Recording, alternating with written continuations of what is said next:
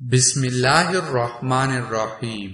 السلام علیکم دوستو آج ہم آپ کو حضرت انس بن مالک رضی اللہ عنہ کے دسترخوان کے متعلق ایک اہم واقعہ بتانے جا رہے ہیں۔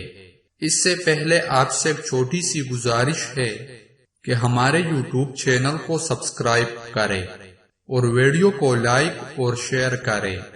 حضور نبی کریم صلی اللہ علیہ وآلہ وسلم کے جانثار صحابی حضرت انس بن مالک رضی اللہ عنہ کے گھر ایک شخص مہمان بن کر آیا۔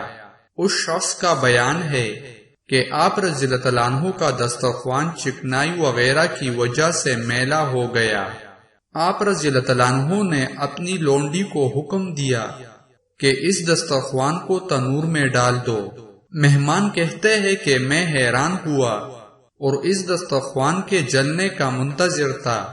کچھ دیر بعد اس دسترخوان کو تنور سے نکالا گیا تو اس کی میل کچیل سب ختم ہو چکی تھی اور وہ نکل چکا تھا۔ آپ رضی اللہ عنہ سے جب اس بارے میں دریافت کیا گیا کہ یہ دسترخوان تنور میں کیوں نہیں جلا تو آپ رضی اللہ عنہ نے فرمایا کہ ایک مرتبہ حضور نبی کریم صلی اللہ علیہ وآلہ وسلم نے اس دسترخوان سے اپنے ہاتھ اور منہ پونچھا تھا، اس کے بعد سے اس پر آگ اثر نہیں کرتی۔ اس مہمان نے حضرت انس بن مالک رضی اللہ عنہ کی لونڈی سے پوچھا کہ وہ تو اس حقیقت سے واقف تھے، تو نے بغیر سوچے سمجھے اسے آگ میں کیوں ڈال دیا؟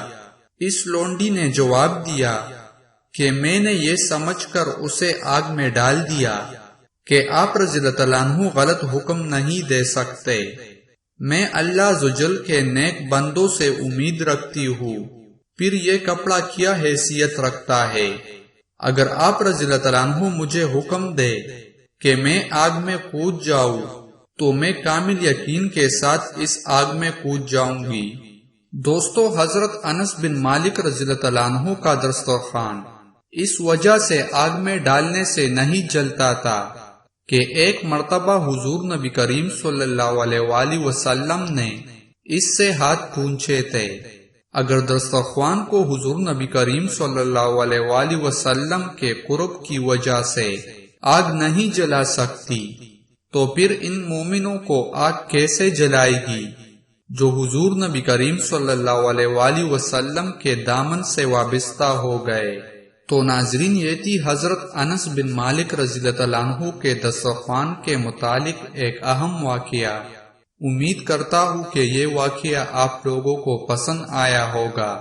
اگر پسند آیا ہے تو مزید واقعات سننے کے لیے ہمارے یوٹیوب چینل کو سبسکرائب کریں اور ویڈیو کو لائک اور شیئر کریں۔ جزاک اللہ۔